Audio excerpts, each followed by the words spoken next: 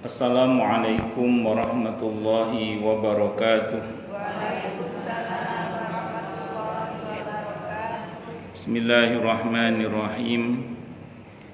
Alhamdulillahi rabbil alamin. Wa bihi nasta'inu ala umurid dunya waddin. Wassalatu wassalamu ala asyrafil anbiya'i wal mursalin.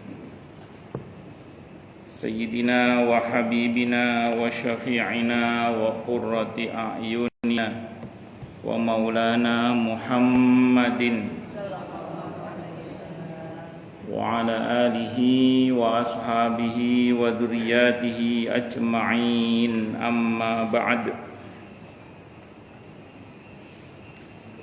Ashhadu an la ilaha illallah wa ashhadu anna Muhammadar Rasulullah wa ufawwidu amri ilallah. Innallaha basirun bil ibad. Hasbiyallahu la ilaha illa huwa alaihi tawakkaltu wa huwa rabbul arsyil azim. Qala Allah Ta'ala fi kitabihil karim hikayatan an Nabiyillahi Musa alaihi salam. Rabbi shrah li sadri wa yassir li amri wahlul 'uqdatam min lisani yafqahu qawli. Para alim, para asatid, para asatidah, para ibu-ibu sekalian, hafizani wa hafizakunallah. Wabil khusus segenap pengurus majelis ta'lim, ibu-ibu hurun ain, yang semoga pengurusnya dan jamaahnya selalu dalam naungan rahmat, barokah, perlindungan serta bimbingan Allah Subhanahu wa ta'ala. Amin, Allahumma amin, insyaallah. Dan tentu saya doakan semoga kemuliaan ibu-ibu sekalian selalu dijaga dan ditingkatkan terus oleh Allah Subhanahu wa ta'ala sebagai seorang muslimah, sebagai seorang istri, sebagai seorang ibu, dunia hingga syurga. Amin, Allahumma amin, insyaallah. Allahumma inna nas'aluka ilman nafi'a wa rizqan thayyiba wa amalan mutaqabbala wa fatahallahu lana futuhal arifin. Allahumma inna na'udzubika min ilmin la yanfa' wa amalin la yurfa' wa qalbin la yakhsha' wa du'a la yusma'. Allahumma ati anfusana taqwaha wa zakkiha anta khairu man zakkaha anta waliyuha wa maulaha. Amin, Allahumma amin, insyaallah. Dan saya mohon maaf pada Bu Mimah tadi tidak sengaja buka pintu, ngapunten Bu nggih. Ternyata bagian badan beliau dari bagian pintu. Ngapunten. Nggih. Ibu-ibu sekalian, hafizani wa hafizakunallah. Pagi ini insyaallah kita akan membahas tentang talqin mayit. Talqin mayit.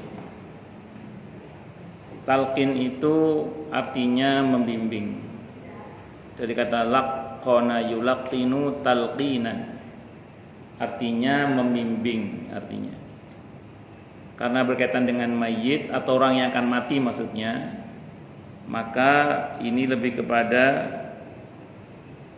membimbing mayit itu agar bisa mengucapkan la ilaha illallah. Tapi rupanya nanti di bab ini berkaitan dengan talqin mayit pada saat mayit itu sudah dimakamkan. Ya biasa, nanti ada diskusi fikihnya, itu biasa. Tapi saya bicara yang pertama dulu, yang ini yang disepakati, talqin mayit atau talqin orang yang akan mati. Talqin orang yang akan mati ini saya kira semua ulama sepakat, karena memang hadisnya jelas, laqinu mautakum, bimbinglah orang yang akan mati di antara kalian bila ilaha illallah dengan mengucapkan la ilaha illallah. Adapun bab yang kedua ini mengenai menalkin mayit saat sudah berada di pemakaman atau sudah dimasukkan dalam kuburan, itu memang harus diakui ulama berbeda pendapat. Dan kita nggak usah kaget, kan ini ngaji ya kita bahas, mau namanya juga ngaji kan ya. Yes and no-nya pasti ada. Kalau mengenai yang pertama, udah sering saya ingatkan ya, bahwa ada dua sisi yang harus kita pelajari. Yang pertama, sisi kita sebagai yang menalkin. Kalau ada orang mau meninggal dunia, kita talqin untuk mengucap la ilaha illallah. Kalau dia udah bisa mengucap la ilaha illallah, maka biarkan sampai beliau meninggal. Kecuali ngomong yang lain, baru talqin lagi la ilaha illallah. Kalau udah bisa, dia biarin lagi sampai ngomong yang lain. Kalau enggak, biarkan sampai beliau meninggal. Itu menalkin caranya itu gitu. Jadi tidak boleh dioyo-oyo. Ayo mak, la ilaha illallah. Misalnya. Jadi santai aja. Nah, Ustadz, boleh nggak kalau kita talqin orang dengan Allah? Begini ya. Memang ada pernah nanya ke saya, takutnya kalau kita la ilaha illallah pas la ilaha mati Ustadz. Terus nggak sampai illallah.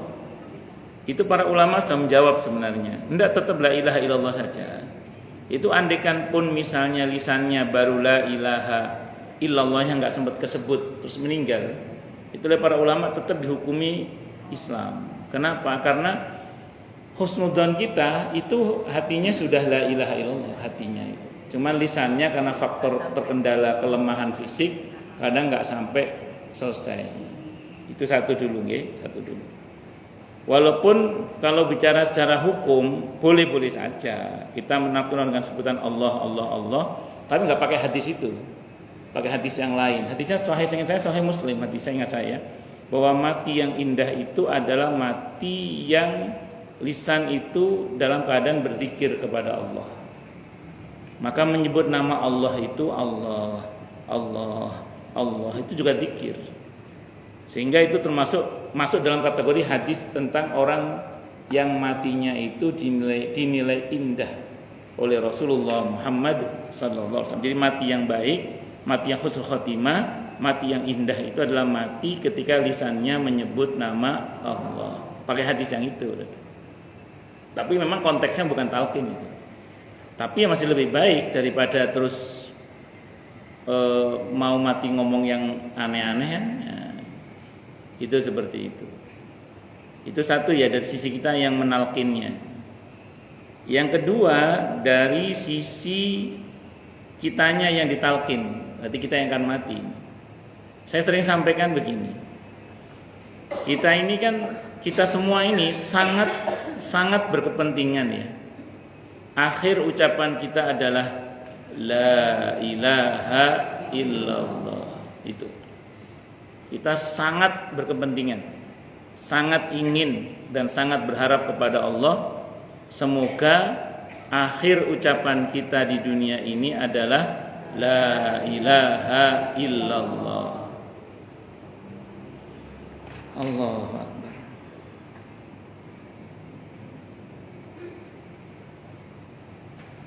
Sekarang begini, kalau kita mengandalkan orang lain dalam masalah ini, itu sebaiknya jangan. Bahkan seharusnya jangan. Yang betul adalah pertama tadi kita mohon pada Allah, karena harapan kita hanya kepada Allah, bersandar hanya kepada Allah, berharap hanya kepada Allah.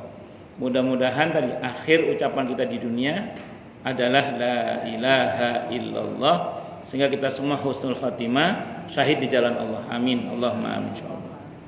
Yang kedua, kita harus belajar membiasakan diri dengan lisan dan hati untuk mengucap la ilaha illallah, agar kalaupun kita mati dalam keadaan tidak ada yang menalkin kita, semoga kita diberi kemauan dan kemampuan oleh Allah untuk mengucapkan di akhir hidup kita la ilaha illallah. Karena tidak sedikit orang, dan ini sering saya ceritakan untuk mengingatkan kita semua, tidak sedikit orang itu ketika mati itu walaupun di tengah-tengah keluarganya tapi matinya sendirian.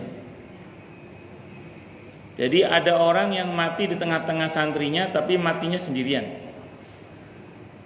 Maksudnya gimana Ustaz? Contoh, saya punya jamaah nganter suaminya ke rumah sakit global, saat itu namanya global, masih belum Primaya, sekarang kan Primaya itu yang ada siomay enaknya itulah katanya. Saya belum pernah nyoba sih, baru mau baca status orang aja.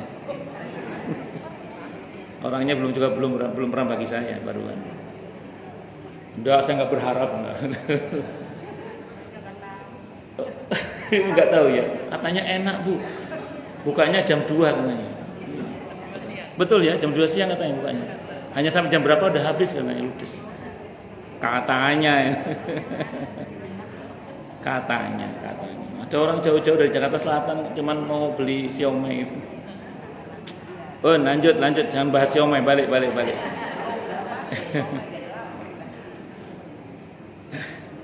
Nganter suaminya ke rumah sakit global, saat itu namanya masih global kan. Pulang ada istrinya, ada sopirnya, suaminya di sampingnya. Suaminya tidur. Kan biasa kalau habis periksa ada dokter kan capek tidur nggih. Ngorok suaminya itu. Orang tidur ngorok kan biasa nggih. Ternyata itu meninggal. Ya Allah. Bayangkan ada istrinya, ada sopirnya, enggak sempat nalkin, Bu. Enggak sempat nalkin. Daya makanya, padahal itu tengah-tengah apa? Ada istrinya, ada sopirnya. Tidak sempat nalkin. Allahu Akbar. Kemudian artinya walaupun ada keluarga tapi meninggalnya sendirian gitu loh, Bu. Enggak ada yang menemani gitu maksudnya. Ya. Terus ada juga jamaah saya orang Kemang 3 itu habis olahraga bilang sama keluarganya, nanti zuhur bangunin papa ya, mau sholat zuhur. Istirahat. Pas waktunya zuhur mau dibangunin ternyata udah meninggal di tengah-tengah keluarganya. Ada banyak keluarganya yang meninggal di tengah-tengah keluarganya sendirian gitu. Gak ada yang nalkin gitu maksudnya. Dan masih banyak lagi lah contoh-contoh yang lain. Makanya kita mumpung masih hidup maksud saya, kita ringankan lisan dan hati untuk mengucap la ilaha illallah. Kenapa kok lisan dan hati? Ini sering saya sampaikan gitu, mengingatkan saja, termasuk mengingatkan saya sendiri bahwa kalau lisan tok ngerinya tidak membekas dalam hati, takutnya tidak membekas nanti. Makanya supaya membekas dan betul-betul menancap lahir batin kita, maka ringankan lisan dan hati untuk mengucap apa Bu? La ilaha illallah. Sehingga mungkin kalau bosan bilang cut, nanti saya cerita yang lain ya. Seperti yang saya pernah baca di media sosial itu ada cerita seorang kiai yang punya burung piyun itu loh, yang hari-hari mengucap la ilaha illallah. Pas burungnya lepas dikejar oleh para santri, keserempet mobil sakaratul maut. Pak Kiai mau apa? Burungnya keserempet mobil sakaratul maut Pak Kiai. Dipegang sama Pak Kiai itu dia teriak, kiek gitu. Santrinya itu, kiainya itu nangis itu. Udah Pak Kiai nggak usah nangis, nanti kita ganti burung pio yang baru di Pramuka, bahannya 1,5 juta. Singkat kata singkat cerita, kata Kiai itu enggak, saya nangis bukan karena burung ini mau mati. Saya tahu burung saya ini hari-hari ngucap la ilaha illallah. Hari-hari ngucap la ilaha illallah. Tapi kenapa pas mau mati kok kiek gitu. Kata Kiai itu gini, saya ini tiap hari ngucap la ilaha illallah, kata Kiai. Saya takut kalau nanti di akhir hayat saya kayak burung ini. Iya, nggak bisa ngucap la ilaha illallah. Kenapa? Karena hanya di mulut saja. Maka kalau baca la ilaha illallah, dalam hati kita tekadkan tidak ada sesembahan yang hak kecuali Allah. Bahkan tidak ada Tuhan selain Allah. Karena selain Allah bukan Tuhan memang. Terus kemudian tidak ada yang bisa memberikan saya rizki kecuali Allah, tidak ada yang bisa menolong saya kecuali Allah, tidak ada yang tidak ada yang bisa menyelamatkan saya kecuali Allah, tidak ada yang bisa memuliakan saya kecuali Allah, tidak ada yang bisa menyembuhkan saya kecuali Allah, tidak ada menafikan makhluk, mengisbat Allah, menafikan makhluk. Itu la ilaha illallah. Sehingga kita tidak lagi takut kecuali hanya kepada Allah, tidak lagi berharap kecuali hanya kepada Allah, tidak lagi bersandar kecuali hanya kepada Allah. Secara etika bahwa kita berproses itu mentaati perintah. Itu seperti itu. Maka besar harapannya semoga nanti kita itu di akhir ucapan kita adalah la ilaha illallah. Makanya dengan hati. Itu yang sering saya ceritakan di sini mungkin. Saya pernah dengan pikiran nakal saya itu membayangkan itu orang yang tiap hari teriak sate itu depan rumah saya kan sering lewat itu. Kadang mai itu lewat depan di rumah itu gitu. Iya, kadang lewat lagi sol sepatu gitu. Sol sepatu gitu. Betul saya memang betul sering lewat itu. Iya, kan kebiasaan saya ada mengebayang ini orang-orang teriakannya apa ya pas mati. Oh, tiap hari begitu. Beras itu lewat depan rumah itu. Kalau di kampung saya di Lumajang malah teriakannya weci getasan gedang goreng anget itu ada gitu. Weci itu bakwan, weci getasan itu gemblong, weci getasan gedang goreng pisang goreng anget itu. Saya nggak tahu Surabaya apa, kenapa bukan Surabaya? Ote-ote. Allahu Akbar. Ada lagi yang khas di kampung saya itu belum cemblem. Cemblem itu singkong yang dikukus, terus ditumbuk lembut, dibuletin diisi apa? Mirip kayak getuk goreng, tapi beda, bulet-bulet ya. Diisi gula merah. Ya. Oh, ya di sini misro, tapi kan kalau misro kan singkongnya mentah. Kalau ini enggak udah mateng. Ya, jadi ngomong makanan ya, balik. Yes, balik. Ya. Singkat kata, singkat cerita, saya membayangkan mereka teriak apa. Ternyata saya belum pernah tahu, bukan tidak ada ya, belum pernah tahu ada orang pas mati teriak sate. Bapak banyak orang Madura yang saya kenal, saya belum pernah dengar ada orang mati teriak sate atau teriak mai belum pernah. Tapi kalau orang yang teriak nomor piro sing metu cak itu zamannya SDSP dulu atau Porkas itu saya pernah dengar lah cerita itu. Ya. Atau yang saya pernah lihat langsung ketika orang mau mati itu kita semua mendoakan dan menalkin, yang saya dengar itu apa? Bir. Rupanya ini yang mau mati ini ahli paloma, topi miring, ekstasi pil koplo, pil gendeng, pil goblok, macam-macam itulah naudzubillah min dzalik. Jadi kalau yang sepenuh hati itu membekas, Bu. Kalau yang sepenuh hati itu. Makanya jenengan kita itu yang sepenuh hati itu yang urusannya dengan Allah gitu loh. Kalaupun dengan suami mencintainya juga karena Allah. Anda mencintainya karena Allah. Kaitan dengan istri, mencintai istri karena Allah. Anak mencintainya juga karena Allah. Pada dikaitan dengan semuanya Allah. Besar harapannya itu membekas, ngeten lho. Sehingga mudah-mudahan akhir ucapan kita adalah la ilaha illallah. Itu berkaitan dengan kitanya. Jadi ada dua sisi kita sebagai orang yang mulakin itu yang menalkin, atau kita sebagai orang yang ditalkin. Allah, tapi jangan berharap sama makhluk, berharap hanya sama Allah aja. Nah, tapi tetap kita berdoa mudah-mudahan akhir ucapan kita di dunia adalah la ilaha illallah, sehingga semua kita husnul khatimah, syahid di jalan Allah. Amin, Allahumma amin. Bolehkah menalkin seseorang supaya membaca syahadat setelah dia berada di dalam liang kuburnya? Abu Muhammad Abdul Haq menyebutkan rahimahullah, telah diriwayatkan dari Abu Umamah Al-Bahili radhiyallahu an. Dia berkata, sabda Rasulullah Muhammad sallallahu alaihi wasallam, Apabila seorang dari kamu sekalian meninggal dunia, lalu sudah ditimbuni tanah dengan rapi, maka hendaklah salah seorang dari kamu berdiri, kemudian katakanlah, hai fulan ibn fulanah, wahai fulan ibn fulanah. Sesungguhnya dia mendengar tetapi tidak menyahut. Kalau menyahut lari semua. Kemudian katakan, hai fulan bin fulanah, untuk kedua kalinya. Niscaya mayit itu duduk. Kemudian katakan, hai fulan ibn fulan. Kemudian ketiga kalinya niscaya mayit itu berkata, tuntunlah kami, semoga Allah merahmatimu. Tetapi kamu tidak mendengar perkataannya. Tadi saya ulang, kalau mendengar lari.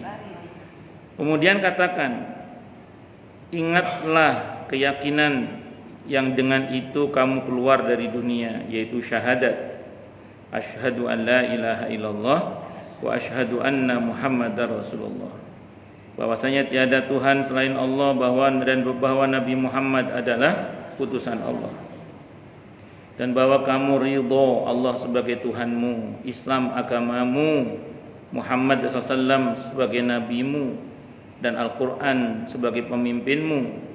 Niscaya mungkar dan nakir masing-masing akan mundur seraya berkata, mari kita pergi. Tidak perlu lagi kita duduk menghadapi orang ini, dia telah diajari berhujjah.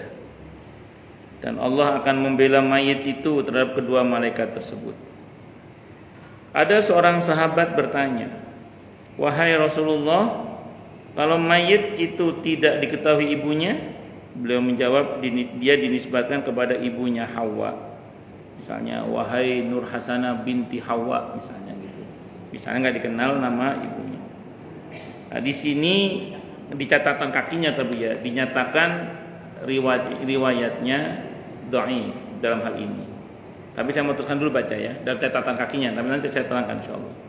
Saya katakan demikianlah disebut oleh Abu Muhammad dalam kitab Al-Aqibah tanpa bersandar sanad kepada suatu kitab atau seorang imam.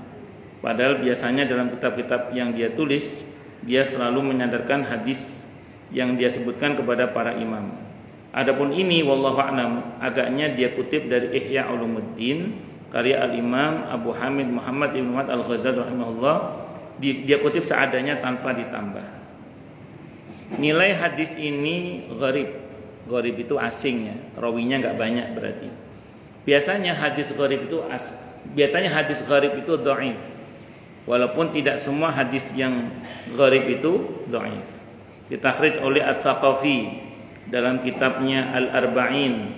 Dia katakan telah memberitahu kami Syekh Al-Hajj Abu Muhammad Abdul Wahab Ibn Zafir Al-Qurashi yang kenal dengan Ibnu Rawah di masjidnya di dalam benteng Iskandaria, dan Syekh Al-Faqih Al-Imam Muftil Anam Abul Hasan Ali Ibn Hibatullah Asy-Syafi'i pada saat kematian Ibnu Khusayb di tepi sungai Nil.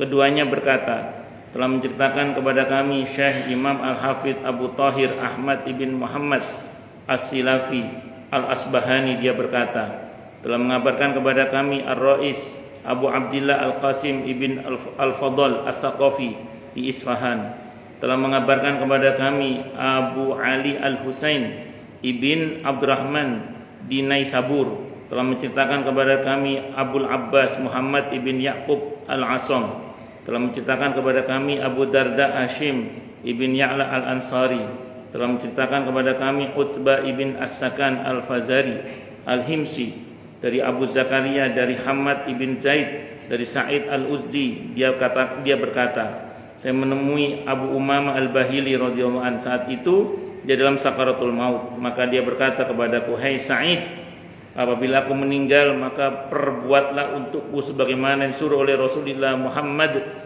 sallallahu alaihi wasallam kepada kita terhadap para mayit kita. Beliau bersabda, apabila seorang dari kamu sekalian meninggal dunia lalu sudah kamu kubur, maka hendaklah seorang dari kamu sekalian berdiri dekat kepalanya, lalu katakan, hai fulan bin fulanah, saya dia mendengar, lalu katakan, hai fulan bin fulanah, saya dia duduk tegak, lalu katakan hai fulan bin fulanah, misalnya dia berkata tuntunlah kami, semoga Allah merahmatimu, maka katakanlah ingatlah kamu apa yaitu keyakinan yang dengan itu kamu keluar dari dunia, yaitu syahadat bahwa tidak ada Tuhan selain Allah dan Muhammad SAW adalah hamba dan utusannya, dan bahwa kiamat pasti datang, tidak ada keraguan mengenainya, dan bahwa Allah akan membangkitkan orang-orang yang ada di kubur, ada yang ada dalam kubur.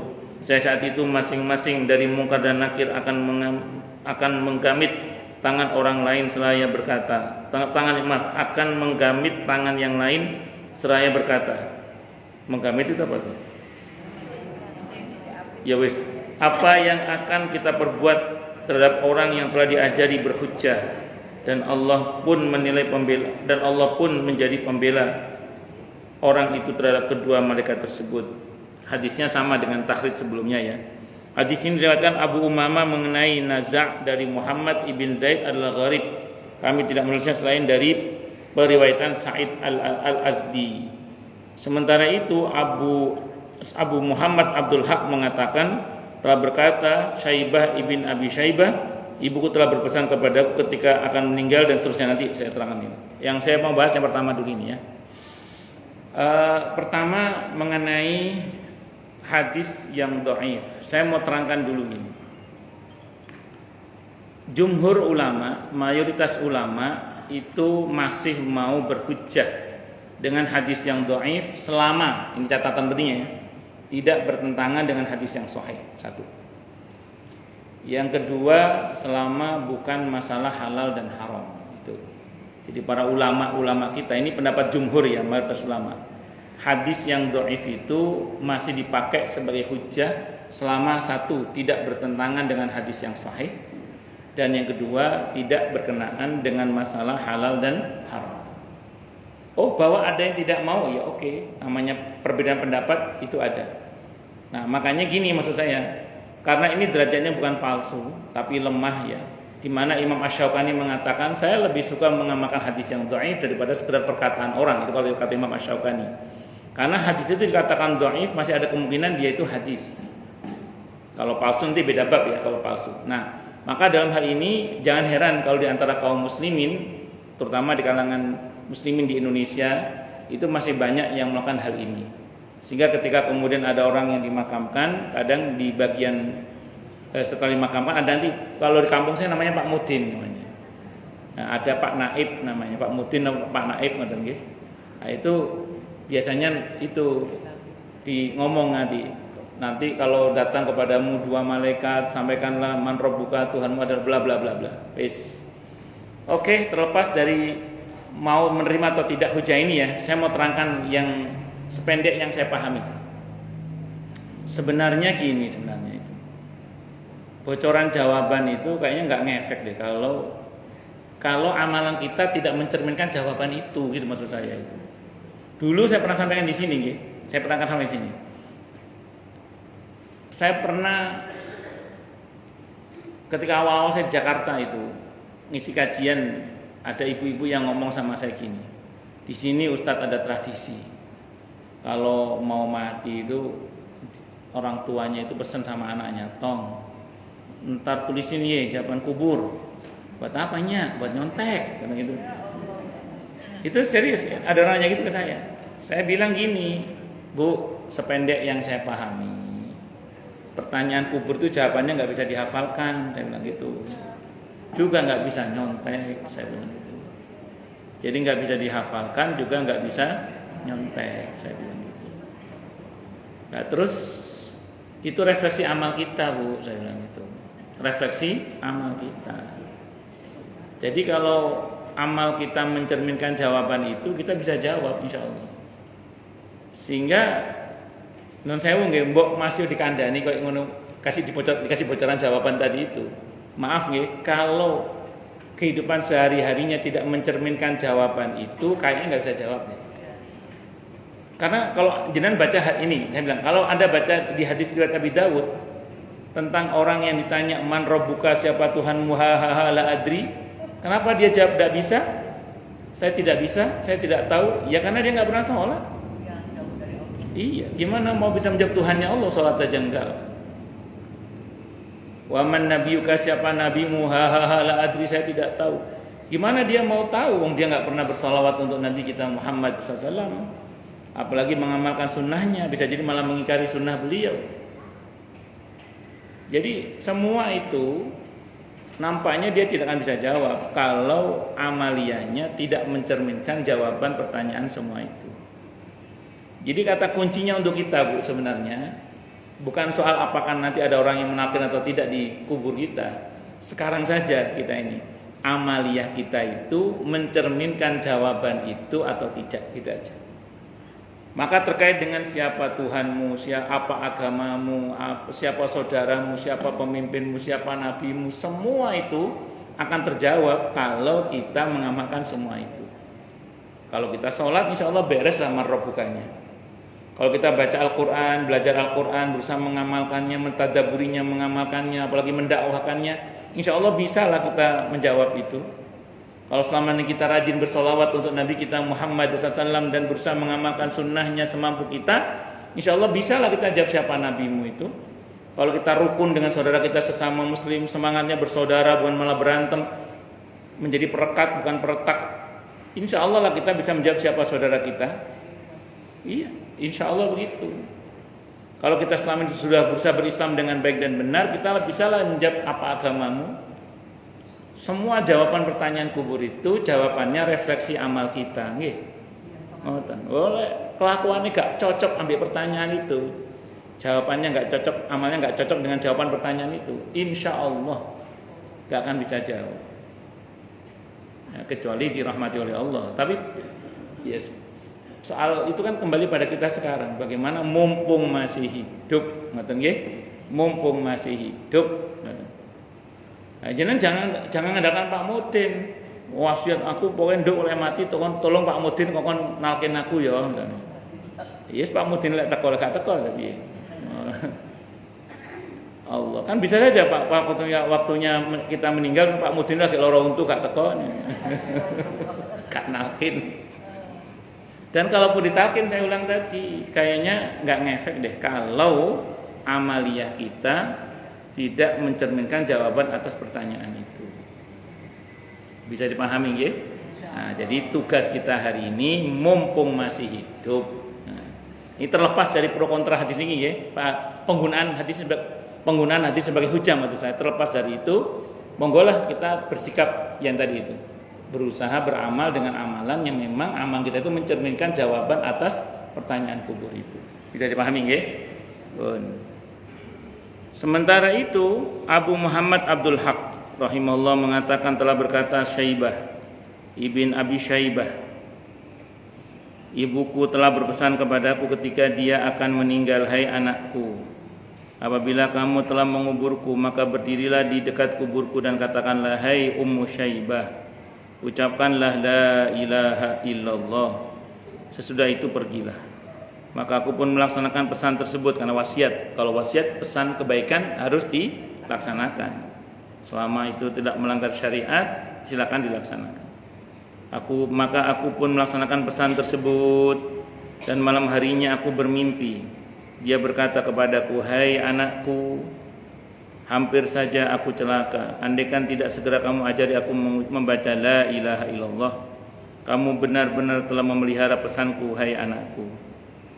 Ini babnya mimpi ya. Saya mau terangkan dan ini sering saya terangkan juga supaya ibu-ibu tidak supaya ingatlah.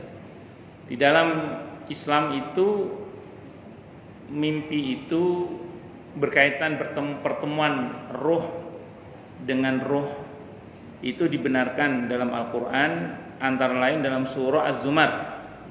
Tolong baca terjemahannya, surah ke-39 ayatnya ayat 42. Monggo baca terjemahannya, siapa yang mau baca?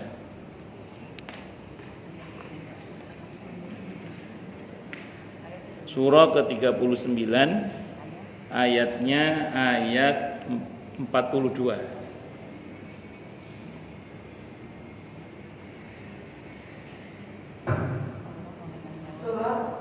Surat Az-Zumar ayat 42.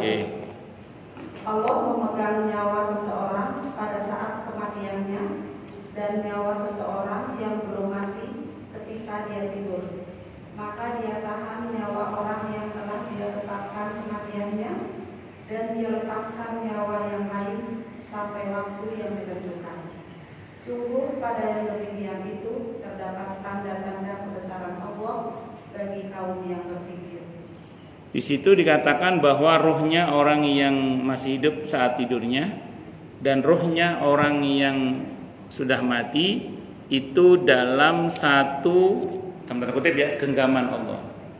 Sehingga Ibnu Qayyim Al-Jauziyah rahimahullah mengatakan talaqil arwah itu mungkin. Bertemunya ruh dengan ruh itu mungkin, kata beliau. Ciri kalau kita bertemu bahwa itu ruh asli ya. Ini ar-ru'ya as-shadiqah, mimpi yang benar, itu cirinya apa? Begitu kita bangun, kita bisa bercerita dengan sangat jelas mimpi itu. Itu cirinya. Jadi begitu kita bangun, kita bisa bercerita dengan sangat jelas mimpi itu. Dalilnya mana Ustadz? Surah Yusuf. Di surah Yusuf itu mimpi yang benar semuanya bisa bercerita dengan sangat baik. Tidak hanya Nabi Yusuf yang cerita dalam surah Yusuf, termasuk dua orang yang dipenjara bersama Nabi Yusuf, yang satu jahat, yang satu baik. Yang tukang roti jahat akan meracuni raja kan? Yang tukang peras anggur dia baik. Yang dituduh juga akan meracuni raja, padahal dia tidak. Kemudian raja sendiri yang mimpi di kisah Nabi Yusuf itu, raja saat itu belum masuk Islam itu. Ada yang mengatakan dia masih kafir bahkan. Tapi mimpinya bisa jadi benar. Nah, makanya kalau Nabi Yusuf jelaslah, yang bukan nabi maksudnya itu kan mimpinya berarti kan bisa benar juga gitu maksudnya. Walaupun dia kafir. Cirinya apa? Dia bisa bercerita dengan sangat baik mimpi itu. Maka hal seperti ini, ini memang bukan dalil. Jadi kalau semalam aku mimpi, itu bukan dalil memang itu. Tapi ya kan ada itu kan yang gitu ya. Tapi itu bukan dalil, tapi ada dalil yang membenarkan bahwa bisa jadi itu adalah mimpi yang benar. Nah, karena bukan dalil, maka isi dari mimpi itu tetap harus ditimbang pakai syariat. Jadi isi mimpi itu tetap harus ditimbang pakai apa? Syariat. Jangan terus dapat bisikan melalui mimpi suruh membunuh, terus membunuh, naudzubillah min syarri dzalik. Ya itu harus ditimbang dengan syariat. Itu kayak kasus yang anak di Cilandak di mana itu ya? Iya, naudzubillah. Kan dapat bisikan katanya itu. Nah, itu jangan dituruti, timbangannya apa? Syariat. Kalau Nabi dan Rasul memang wahyu jaminan mutu. Tapi kalau kita yang bukan Nabi dan Rasul tetap ditimbang pakai apa Bu? Syariat. Dan kita tidak boleh meremehkan mimpi, karena kata Nabi, auqamaqal dalam hadis yang sahih, auqamaqal, mimpi itu adalah 1 dari 46 kenabian. 1/46 kenabian itu adalah mimpi.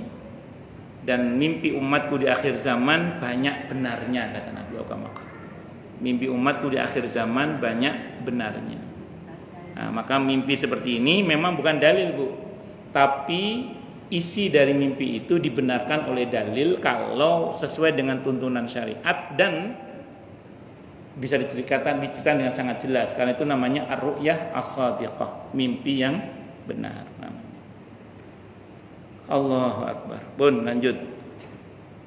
Nah, ini wasiat, babnya wasiat. Kalau wasiat memang prinsipnya wajib dilaksanakan selama tidak bertentangan dengan syariat.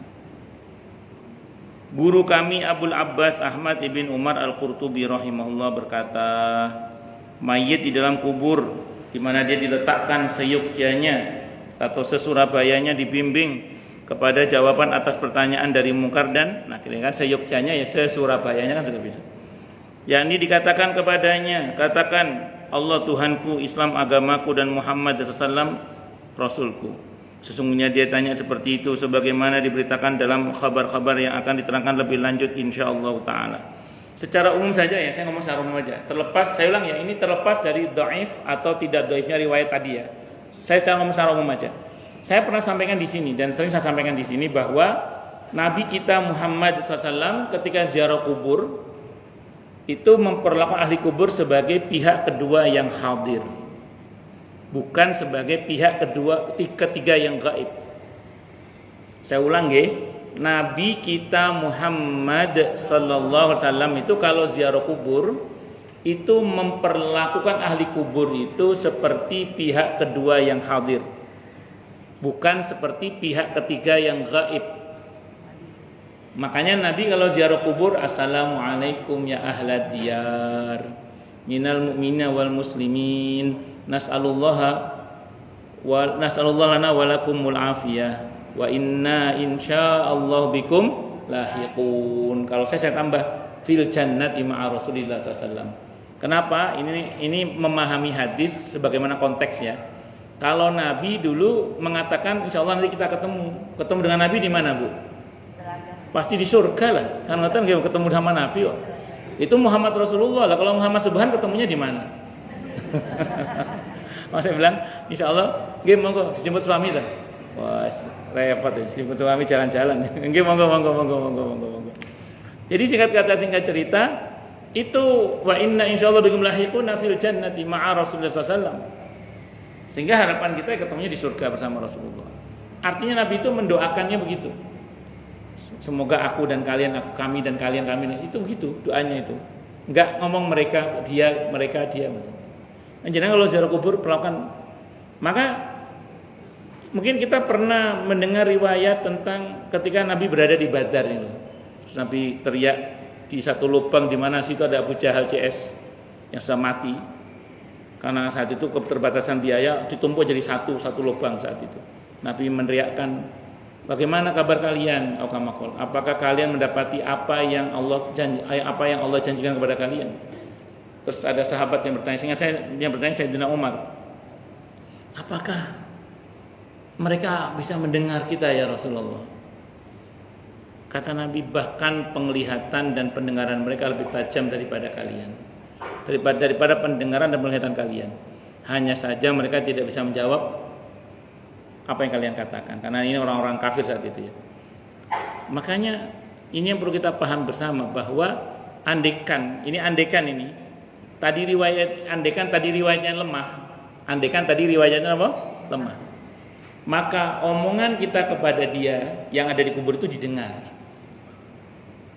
Ya tentu bagi orang yang frekuensinya sama antara apa yang kita ajarkan kepada dia dan amalan dia mencerminkan amalan itu, insya Allah memang membantu. Tapi saya ulang, kalau yang mati itu amalannya nggak cocok sama jawaban pertanyaan kubur, mbok kita ajari, kayaknya sih tetap nggak bisa jawab kalau yang begitu itu. Makanya barangkali kalau ini berlaku hanya untuk orang-orang yang memang frekuensinya selaras antara apa yang kita katakan dan perbuatan dia, dan jawaban atas pertanyaan mungkar nakir itu baru bisa bermanfaat begitu itu dengan izin Allah. Jadi saya sering sampaikan, bukan takhayul, bukan khurafat kalau kita ziarah kubur terus kita berkata kepada ahli kubur itu seolah-olah dia adalah orang yang hadir di depan kita. Jangan nanti baca adab orang ziarah kubur. Di antaranya apa? Menghadap ke arah kubur itu dan menjaga jarak dengan orang yang meninggal itu kalau dia orang tua kita, sebagaimana dulu ketika kita sowan ke beliau. Dan sebenarnya jangan ambil posisi persis di kepalanya, karena itu su'ul adab sebenarnya. Jadi boleh ambil di bagian kepala tapi agak menjaga jarak untuk menjaga adab tata krama. Bukan hukum, ini bukan masalah hukum, masalah adab tata krama. Makanya jenengan kalau ziarah kubur itu harus pakai adab tata krama, ada akhlaknya. Dan itu sudah kita bahas kemarin di awal kitab ini tentang adab ziarah kubur.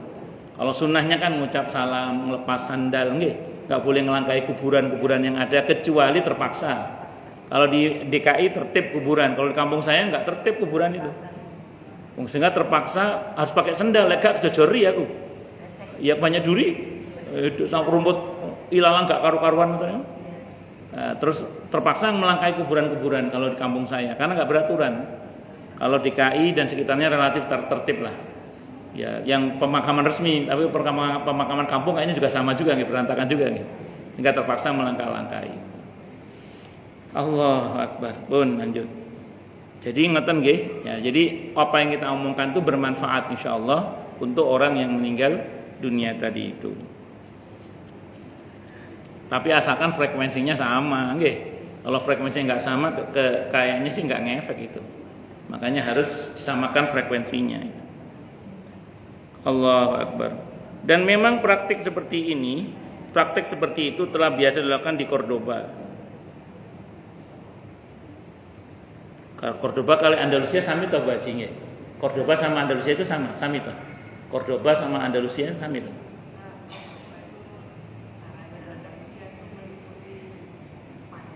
Oh, cakupannya lebih luas lagi. Oh, nggih. Terus kemudian Imam Al-Qurtubi orang Cordoba, yakni dikatakan dia adalah Muhammad Rasulullah yang dilakukan ketika tanah ditimbun, dan ini tidak bertentangan dengan firman Allah Ta'ala di surah Fatir ayat 22, wa ma anta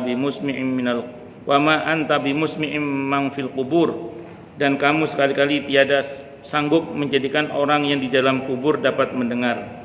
Dan firman Allah Ta'ala, maka sungguhnya kamu tidak akan sanggup menjadikan orang-orang yang mati itu mendengar. Ar-Rum ayat 52. Ini tidak bertentangan dengan ayat ini kalau kata Imam Al-Qurtubi, karena Nabi kita Muhammad SAW pernah memanggil nama-nama beberapa orang kafir yang dikubur dalam sumur Al-Qalib dan menyuruh mereka mendengar panggilannya.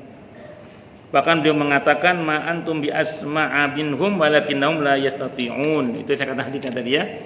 Kamu sekalian tidaklah lebih tajam pendengarannya daripada mereka, hanya saja mereka tidak lagi bisa menjawab. Dan sabda beliau pula tentang mayit, sesungguhnya benar-benar mendengar suara gesekan sendal mereka.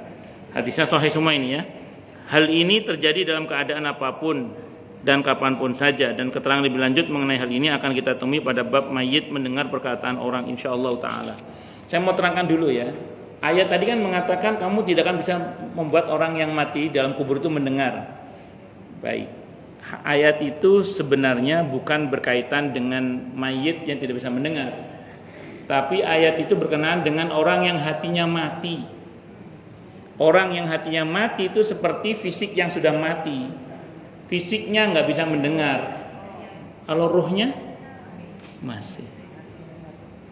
Makanya nanti sebenarnya ayat itu dipakai oleh Siti Aisyah sebagai dalil oleh Siti Aisyah untuk mengatakan bahwa orang yang sudah mati itu tidak bisa mendengar apa yang dikatakan oleh orang yang masih hidup, atau tidak bisa tahu siapa yang datang.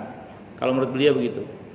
Tapi menarik, Siti Aisyah itu walaupun punya keyakinan seperti itu. Ini lihat, ketika Siti Aisyah ziarah kepada Rasulullah Muhammad SAW di Raudhah, yang saat itu isinya berdua sama Abu Bakar As-Siddiq radhiyallahu an, beliau selalu buka cadar. Tapi begitu ada Sayyidina Umar, beliau pakai cadar. Ditanya, ya Ummul Mukminin, kenapa panjenengan pakai cadar? Biasanya buka cadar. Saya malu kepada Umar. Itu kata para ulama, tanpa disadari beliau sebenarnya mengakui bahwa orang yang sudah wafat pun di kuburnya bisa menyaksikan siapa yang ziarah, siapa yang datang. Karena ingat ada satu riwayat yang menyebutkan, dan hadisnya ini sahih menurut Abu Muhammad Abdul Haq, walaupun ada yang mendhaifkan.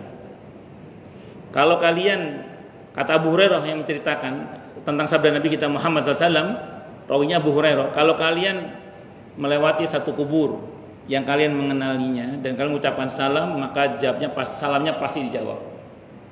Kata Abu Hurairah, ini pendapat Abu Hurairah, bahkan yang tidak dikenal sekalipun akan dijawab.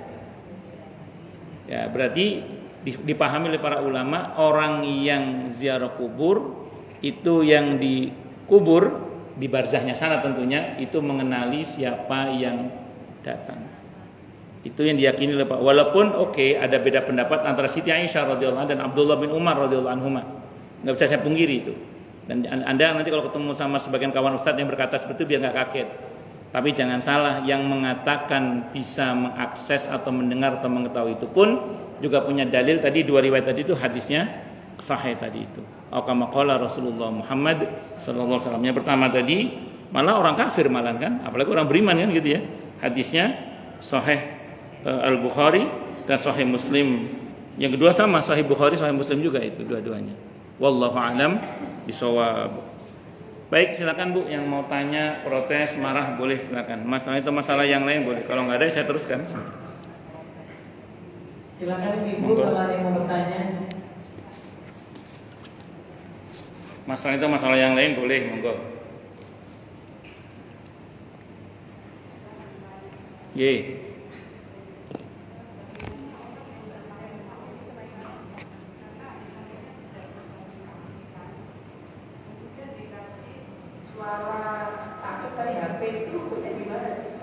Baik. Secara umum sebenarnya kita menggunakan media seperti HP atau yang serupa itu diperdengarkan kalimat-kalimat yang baik supaya yang akan meninggal itu tenang dan atau bisa membaca la ilaha illallah. Itu kan soal wasilah ya, sarana ya. Sah-sah saja sebenarnya, cuman itu ndak afdol kalau menurut saya itu. Yang afdol itu kalau kita langsung, karena bagaimanapun juga manusia yang mengucapkan dengan media yang mengucapkan itu beda gitu. Beda. Karena kita kalau mesin kan hanya melafadzkan ya, walaupun tetap ngefek ya. Mesin kenapa saya katakan mesin juga ngefek? Wallahu a'lam. Saya pernah membaca di media itu ada buah semangka dipisah di dua ruang. Dipisah di dua ruang. Yang ruang pertama ini buah semangka ini dibacakan murattal Al-Qur'an. Dibacakan murattal Al-Qur'an. Pakai media, yang satu dibacakan lagu-lagu lah, musik-musik gitu. Musik-musik itu. Terus kemudian ternyata yang dibacakan Al-Qur'an semangka itu seger awet gitu. Sementara yang di-stylekan musik-musik itu cepet cepet kisut lah gitu ya.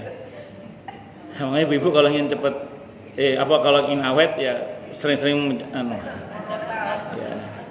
Dan itu tetap berdampak. Cuman kalau kita sendiri yang membaca, artinya manusia yang membaca, itu beda, Bu. Kenapa kok beda? Karena ruh itu ada nilai itu sendiri. Karena kalau kita yang membaca itu kan berarti rahmat dihadirkan, pahala dihadirkan. Dan malaikat itu mencium aroma amal soleh itu wangi, sehingga merapat malaikat rahmat itu.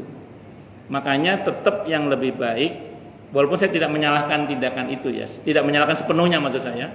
Walaupun ya yang lebih tepat sih sebenarnya orangnya itu untuk membaca langsung la ilaha illallah, termasuk membaca ayat-ayat Al-Qur'an.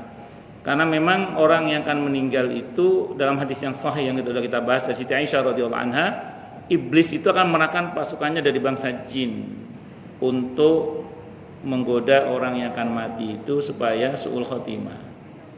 Maka untuk mengantisipasi itu sepatutnya lah kita membaca Al-Qur'an. Di antaranya Qalibul Maram, iqra'u mautakum Yasin. Bacakanlah orang yang akan mati di antara kalian Yasin. Itu banyak fungsi sebagai ruqyah, semacam ruqyah. Dan enggak harus Yasin aja, surah apapun boleh. Ar-Ra'd juga tersilakan, enggak apa-apa. Yang penting dibacakan itu dalam rangka untuk mengusir setan di antaranya, untuk melemahkan pengaruh setan, bahkan meniadakan pengaruh setan. Tapi jangan deket-deket, yang deket di telinganya tetap yang menalkin. Ya, wallahu a'lam bishawab. Saya pernah dulu diundang jamaah karena mertuanya mau meninggal, saya diminta tolong untuk meruqyah gitu. Ya, terus saya bacakanlah bersama anak-anaknya itu surah-surah dalam Al-Qur'an. Surah Yasin selesai tidak mati juga, terus kita bacakan surah yang lain. Ya kan tujuannya kan bukan supaya mau sampai mati, bukan, mesti supaya mengawal proses sakaratul maut itu supaya aman gitu. Karena beliau perempuan, yang dekat ke telinganya tetap anak perempuannya, bukan saya. Saya hanya bagian yang mendoakan aja. Sampai dari pagi sampai siang nggak mati-mati itu. Akhirnya kata jamaah saya, Ustadz karena tidak meninggal, Ustadz pulang aja enggak apa-apa. Terima kasih Ustadz. Ya Bu, makasih Bu. Saya pulang. Selang berapa waktu saya di WA, alhamdulillah Ustadz nggak jadi mati, sehat, makan durian lagi sekarang. Oh, alhamdulillah. Terus pas pandemi kemarin beliau sedo, tapi setelah beberapa waktu, bukan langsung ya, setelah sudah jalan-jalan kemana-mana, udah makan apa aja, terus baru meninggal dunia pas pandemi kemarin sedonya.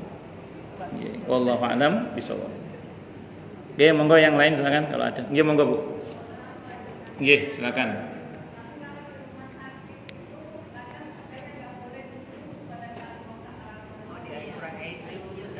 Nggih, sampun nggih. Nah, sebenarnya saya nggak tahu kasusnya kali ya. Kalau yang saya pernah tahu itu bisa sih, tapi dibatasi yang masuk satu orang misalnya gitu. Biasanya kalau misalnya nggak bisa, Ya itulah Bu pentingnya kita mandiri dalam menalkin diri sendiri, itu pentingnya. Ya, kan kita tidak tahu kita meninggal di mana ya. Bisa saja kan seorang itu meninggal di ICU di mana tidak boleh ada satu orang pun yang masuk.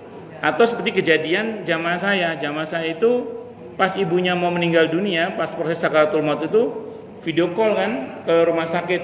Tolong ditalkin ibu saya. Ternyata hari itu yang tugas itu dokternya non muslim, perawatnya semuanya non muslim. Lah bingung itu akhirnya pakai video itu semampu-mampunya itu gitu. Nah, jadi ya makanya inilah pentingnya kita ya bisa membiasakan diri untuk menalkin diri sendiri dengan membaca la ilaha illallah. Ngoten nggih Bu nggih? Wallahu a'lam bishawab. Dan yang saya tahu juga beberapa orang yang sempat sadar tapi kalau dia tahu bahwa dia isyarat kematian sudah datang kepada dia itu, beberapa orang biasanya bawa pulang, saya nggak mau di sini, bawa pulang. Karena ya tadi itu mungkin karena dia ingin meninggal di tengah-tengah keluarganya yang bisa menalkin dia itulah dan bisa mendoakan dia itu. Beberapa orang minta pulang memang, beberapa orang yang akan meninggal itu gitu. Wallahu a'lam bishawab. Makanya ada sebagian kawan ustadz itu yang mengatakan kalau menurut dokter sudah tinggal 30% misalnya dan seperti tidak ada harapan, sebaiknya sih bawa pulang aja. Itu. Jadi dibawa pulang bukan apa-apa, agar kalaupun meninggal di rumah dalam keadaan ditalkin, dalam keadaan didoakan, dalam keadaan yang lebih baik lah daripada mungkin di rumah sakit yang memang sudah tidak ada harapan lagi gitu. Wallahu a'lam bishawab. Tapi ya kembali pada keluarga sih ya. Kembali pada keluarga. Karena ada beberapa keluarga itu yang harapannya juga kuat. Kayak ada di Bandung itu seorang ustadz namanya Ustadz Atian Ali itu ketika ibunya sakit dibawa ke rumah sakit, kata dokter semua angkat tangan, enggak bisa ini. Terus tiba-tiba ada dokter yang ngomong, bisa sih cuman dikit kemungkinan berhasilnya sedikit. Kata beliau, ya yang sedikit itu, ambil tindakan yang sedikit itu. Qadarullah berhasil. Ya, semua kan kembali pada Allah nggih. Nah, jadi orang itu macam-macam. Wallahu a'lam bishawab. Monggo yang lain silakan. Oke, monggo Bu Eka. Nggih.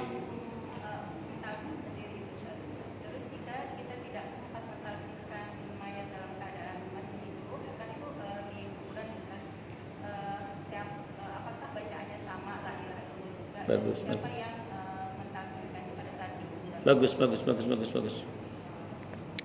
Hukumnya sunnah tidak wajib. Secara hukum tidak wajib tapi sunnah. Dan itu merupakan bagian dari pertolongan dari kita yang masih hidup, semacam P3K untuk orang yang akan mati dari pihak kita yang masih hidup. Hukumnya sunnah tidak wajib. Andai kan tidak ada yang menalkin, tidak berdosa. Kayak tadi misalnya ada di ICU, tidak bisa ditalkin di keluarga, bisa nggak wajib, ya tidak berdosa keluarga. Namun kalau kita mengerjakan itu sangat berpahala. Taruhlah misalnya terlambat lah kita itu menalkin karena sudah terlanjur meninggal misalnya. Maka kita mengamalkan hadis yang tadi, yang walaupun riwayatnya ada yang melemahkan, tapi ada kemungkinan maknanya disahihkan oleh para ulama. Maka bukan hal yang sia-sia kalau kita datang ziarah setelah pemakaman, karena ibu-ibu perempuan ya. Aturan mainnya kan tidak boleh mengantar jenazah, walaupun kadar larangannya bukan haram tapi makruh. Taruhlah ibu untuk menghindari kemakruhan itu, ibu datangnya setelah orang-orang pergi. Jadi setelah pemakaman, orang yang makan pergi, ibu baru datang. Nah, ibu yang nalkin tidak ada masalah. Nanti kayak orang ngobrol aja setelah kita doakan ya. Nanti atau sekarang bisa jadi udah datang ya, mungkar nakir. Nanti kalau mama ditanya tentang man rabbuka, jawab Allah ya. Jawab Allah. Kalau tanya siapa nabimu, Nabi Muhammad, mama kan dulu pernah ngaji sama saya kan dulu. Nah, terangin aja gitu, kayak orang ngobrol. Itu bukan hal yang sia-sia dalam Islam insyaallah. Karena kata Nabi bahkan penglihatan dan pendengaran mereka lebih tajam daripada penglihatan dan pendengaran kalian. Bahkan itu hadis Nabi itu untuk orang kafir yang mati di perang Badar. Lalu bagaimana dengan orang-orang beriman? Dan itu hadisnya Sahih Bukhari, Sahih Muslim. Bisa dipahami ya? Bukan hal yang sia-sia. Wallahu a'lam bishawab. Tapi saya ulang tadi, memang nampaknya itu nggak akan ngefek memang. Kalau ucapan itu dan yang dinasihati, apa yang diajari itu frekuensi amalnya nggak cocok. Ya tadi dia nggak pernah sholat, ya kayaknya sih nggak bisa jawab tetap yang gitu. Tapi kalau frekuensinya sama, insya Allah insyaallah itu bermanfaat. Saya kira itu Bu Eka nggih, wallahu alam. Dan saya ulang, itu bukan takhayul, itu bukan khurafat, karena Nabi melakukannya.